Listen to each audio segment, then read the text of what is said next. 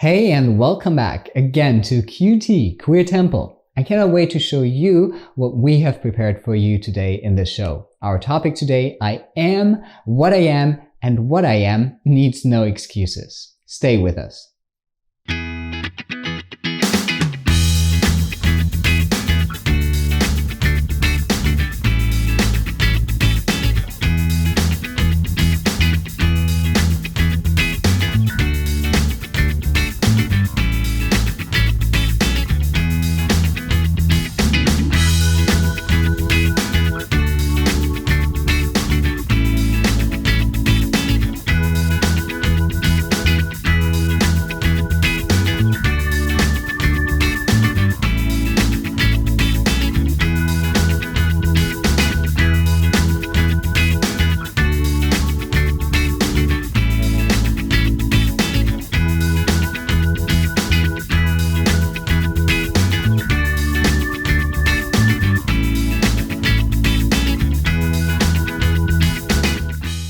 My name is Andreas Copes and I welcome you to QT, Queer Temple, the show where we explore the world through the lens of LGBTQIA+ individuals.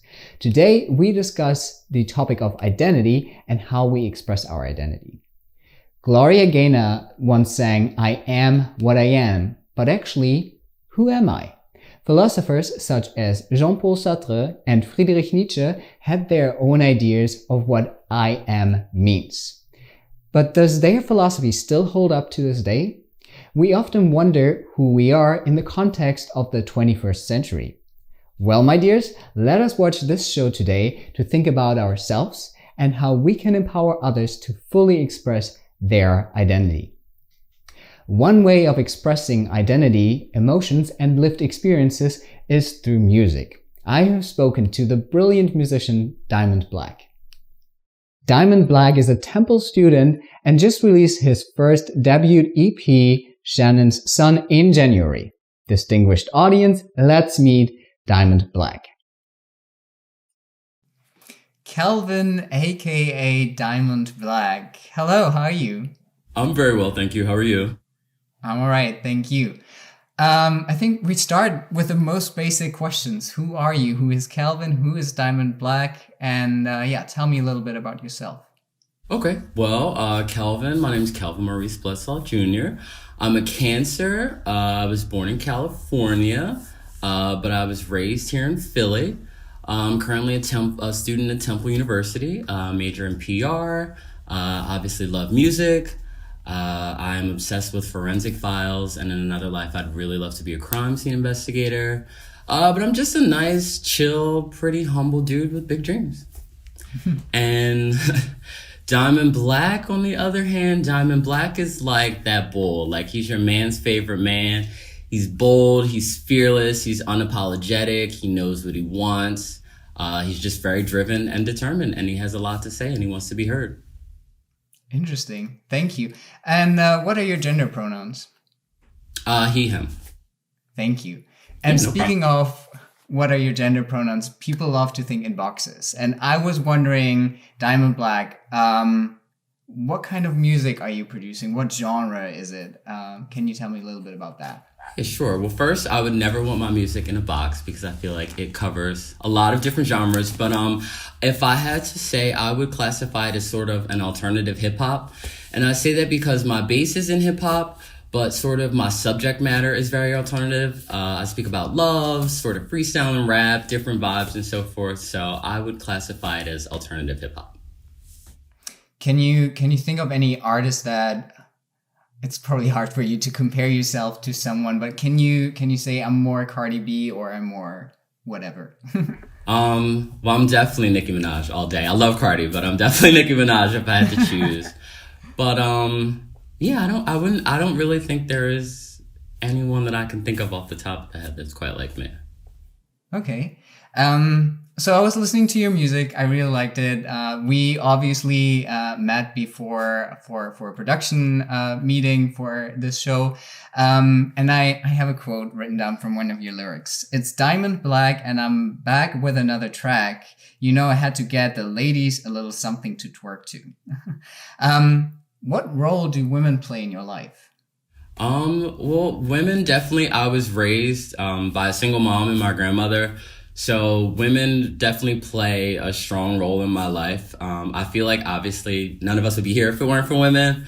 But I just have such a love and respect and appreciation for women. I have a ton of female friends, so I just am definitely one who appreciates, females in all their queenness. And so you said you were raised by your grandma and your mom. Yes. And I hope I may ask that, but was that in California or was that here in Philly? Like both. We all lived there until I was about 8, and then we all moved back over to Philadelphia. So pretty much my whole life. Okay. I love, by the way, how you, when you introduced yourself, mentioned that you were a Cancer, because that is so California. Yep, Cali roots. But so that was one song. And I'm kind of interested also in how do you express yourself in your lyrics? Because you sent me your upcoming EP, or is it out yet? It'll be out January 29th. It's called Shannon's Son. So January 29th, Friday. Wonderful. And how do you express yourself in your lyrics? And what part, is it more that you express Diamond Black, or is it more that you express Calvin in your lyrics? Okay. Well, what I would say, I think that I am expressing Kelvin through Diamond. Kelvin is the sort of the core, and Diamond Black is sort of the exterior of that. My songs, I feel like they definitely reflect all of my personal experiences. There are other things that I've been through, things that I'm going through, and I'm big on manifestation. So a lot of it is also me sort of proclaiming my destiny and the things that I want. So my music is really just a past, present, and future sort of reflection of self. Okay. So I was listening to your music. I really liked it. We obviously met before for a production meeting for this show. And I have a quote written down from one of your lyrics in the song. And it is, I'm sitting here with all these memories. And I have to say, this song is so beautiful. I have in my head right away how you are singing it. So I'm sitting here with all these memories. And then it goes on, I never thought that we be enemies. Can you please talk about the experience that is behind that song? Yeah, absolutely. This is, probably the deepest and most personal song off the EP. Didn't expect it, but it ended up. Really, it's sort of the experience of my first time, like, falling in love with a guy. And it's really just a tale of a bad romance. I think we all can relate to being blindly in love and that first time, and just sort of an experience of me ignoring the red flags and going all in with someone who wasn't necessarily good for me.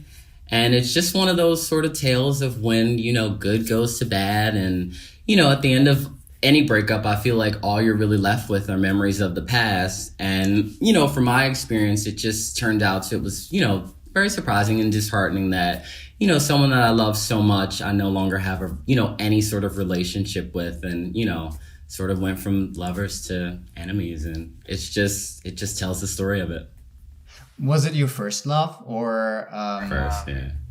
Okay. And how, this is a very, I don't know if I may ask that question, but go for it. How old were you at that time? I was like 25. Okay. First love, 25. When did you come out, if I may ask that? I didn't come out till I was like 25. So that it was the first sort of coming out, and first love kind of all at once. So. And, but the song, obviously you wrote later, after. I wrote later. Yeah, I wrote after. Yeah. It's been a while, but, yeah, it just, sort of just happened all at once, just very unexpected, and I think that I was at a point where I was just sort of becoming my most authentic self. And I think that, at the time, maybe it was just, I don't know, the timing or whatever it was, but that was just a sort of connection that I sort of had. And I think we all think that our first love is going to be the forever. Like, you think that's it. I was in a place where, like, oh my goodness, coming out was probably one of the bravest things that I've ever done. And, just at that time, I felt so free and so strong, but I was also so vulnerable. And I think that what I learned in retrospect is that I sort of almost out of my vulnerability, I used a relationship to sort of validate me and who I was at the point, which you're never supposed to do. I later learned, but it just was sort of that story. And, I think that, while it was a sad ending, I think it was, worked out for the best. Definitely taught me to just love myself and, really appreciate myself. So. That's lovely. And I think it's really important. I'm not sure if that came across like that. But I hope I didn't say it in a way of like, oh, you were 24 and you came out when you were 25, that late. I think it is very important, especially for this show, for us to note that there is no time. Like, you don't have to come out before you're 17, or you have to do it at your own pace. And I think you really beautifully described that. So thank me. Like, you can ask me whatever. But yeah, no, just being honest, I was closeted pretty much my whole life, and it's one of those things that everyone has to come out when it's their time. So you can't put a time limit, an age. But what I can just express is that the beauty and the just freeness that you experience. I wish that I had done it earlier, but, I think it was just in my time, and, I don't regret it. I feel like it's definitely made me who I am today. So anyone out there, come out when you're ready. It's your life. It's your journey. And I feel like it definitely needs to be, it's special. So it's special to you. So, there's never any rush. Beautiful. Fast forward. In 6 years, someone is featuring your track. Who is it? Which star would you like to work with on a track? Yes, of course. Well, my obvious answer is Nicki Minaj. She is my all-time favorite. She's like one of the reasons that I wanted to rap. She's just my biggest inspiration. I love her so much. And I feel like 6 years from now, I will have established myself as an artist. I will have a bumping track, and the only person who will be able to bless it is Nicki. I want a video. I want the visuals. I want the whole nine. Nicki, I hope you see that and reach out. I hope she sees this. I'm manifesting it right now. Kelvin, if Nicki wants to listen to your songs, or if our viewers want to listen to your songs, where can we find your music? I'm available on all streaming platforms, Apple, Spotify, YouTube, iTunes, basically all streaming platforms you can hear it. So all she has to do is type in Diamond Black with 2 C's, and my music will be available. Wonderful. Thank you so much for the interview. Thank you so much. I really appreciate it. I'm looking forward to hearing and seeing more from you in the future. I believe in you. Very much. Thank you so much. I really appreciate it. Thank you. Bye-bye. Bye. Check out Diamond Black's music video on his YouTube channel and support him by streaming his music. Moving on to our next interview. Studying what you want seems great, right? Most of the time, you even find like-minded people in your major.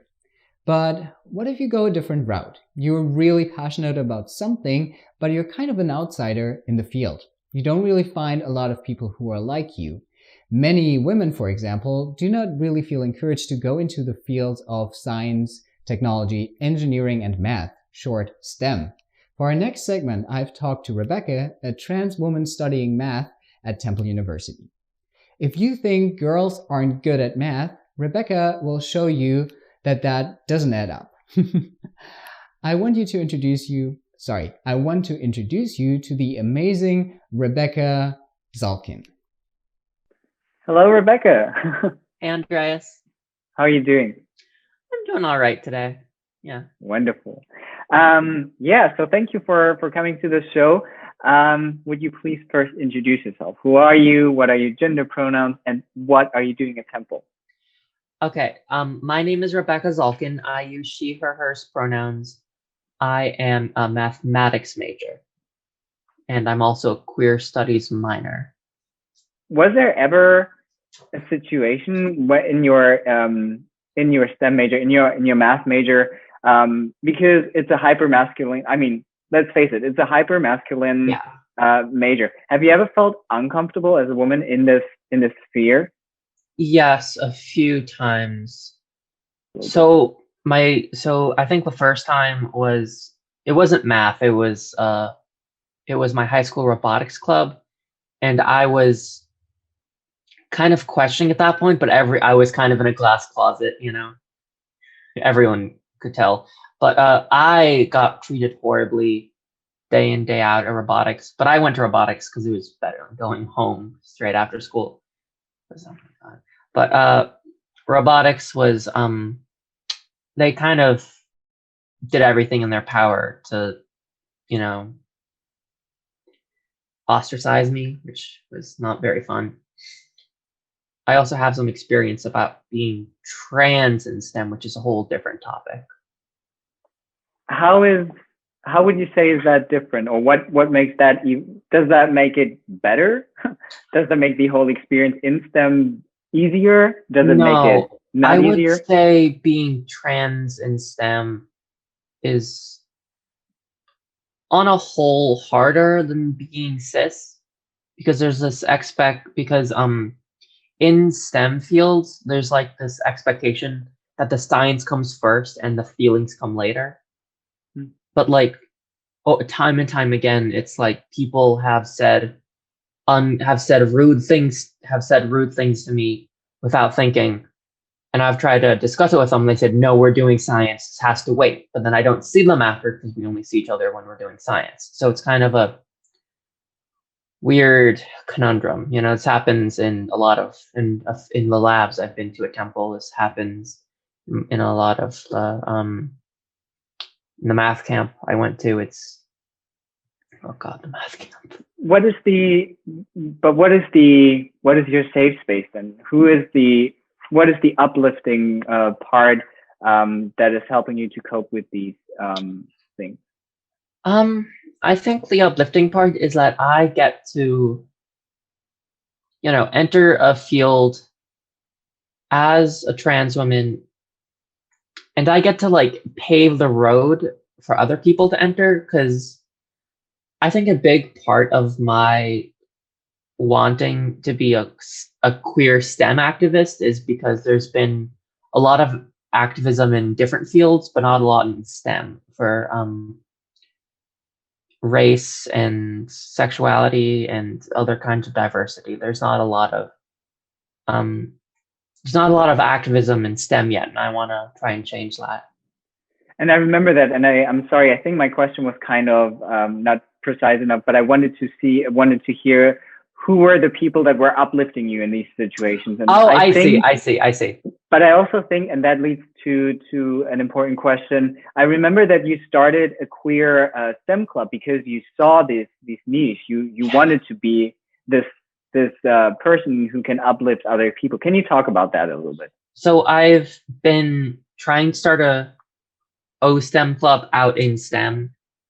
It's a weird acronym, I don't know, but there's a national organization called OSTEM, and I am trying to make a chapter of it. So me and a few friends have been trying to do that.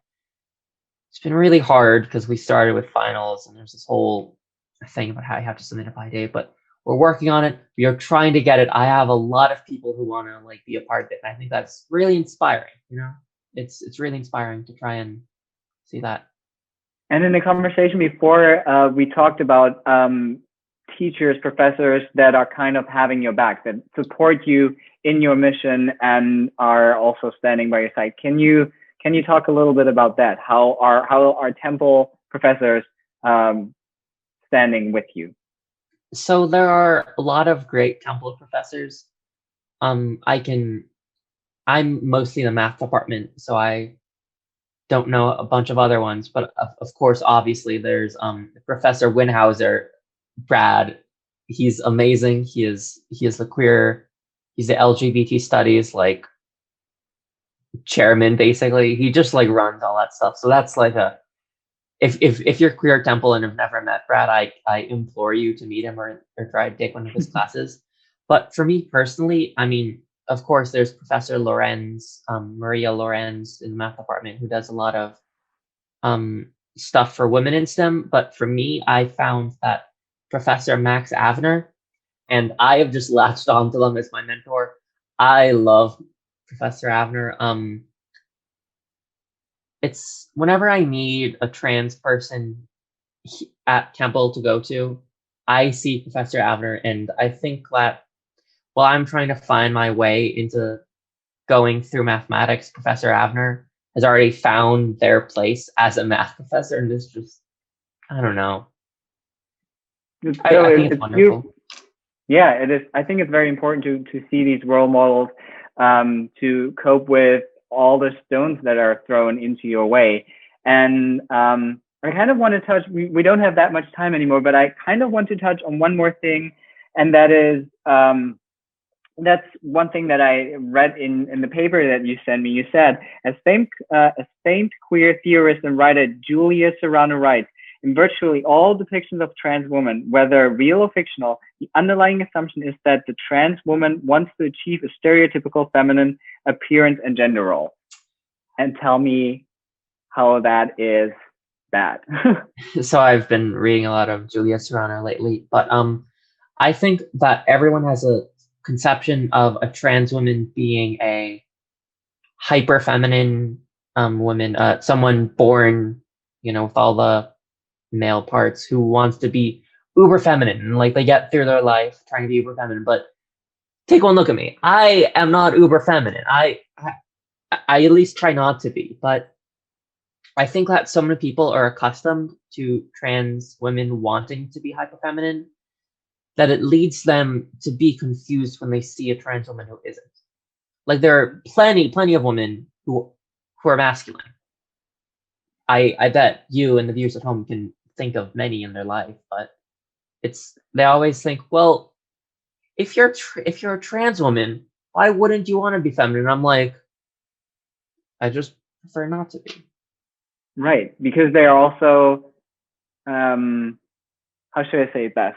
A trans woman is nothing more and nothing less than a woman, and can perform however she wants. Is that correct? Yeah. Trans women are women. They just have a different life experience, but they share the, yeah. I want to ask you, the viewers who are watching it now, if they go back into the real world, they're watching it now, they're going back into the real world. What is their mission? What should everybody take away from this interview to make this a better place for everyone? I would say give trans people the respect you give everyone else. A lot of people I see they stare at trans women because either they're thinking, oh, there's a trans woman, I support her so much, I wish I could support her right now, or like, oh, is that a trans woman? I can't tell. But like, when you're being stared at, it's all, oh, ew. That's how we feel. So you're saying, in one sentence, you're saying, support them, but don't support them just because they're trans. Support them because they are a woman. They are. Yeah, we are people in all facets of life. I am not just a trans woman who likes math. I am a person just as much as anyone else is. Wow, I'm fascinated. That's not wow, but because I think you said it so beautifully. And I want to thank you for this interview. I want to thank you for your time, and you're a true inspiration to every person out there. Aww. Thank you, Rebecca. Thank you. Bye. Bye. I am what I am, and you are who you are, and that's so freaking beautiful. Thank you, Diamond Black, aka Calvin, and thank you, Rebecca, for showing our viewers today who you are. And even more so, thank you both very much for showing our viewers how beautiful it is to be yourself and being proud of that. A professor of mine, Dr. Scott Gratson, once said, "It is always important for us as queer people to fly the flag and be proud." Not everyone can or wants to be out, and that is okay, but know that there's a queer support system for you on campus and that Temple University celebrates queer culture. Be who you want to be and let others be whoever they want to be so that we can be the beautiful LGBTQIA+ people who make this world a better place. I'm signing off for today. Thank you so much for watching and see you next time on QT Queer Temple.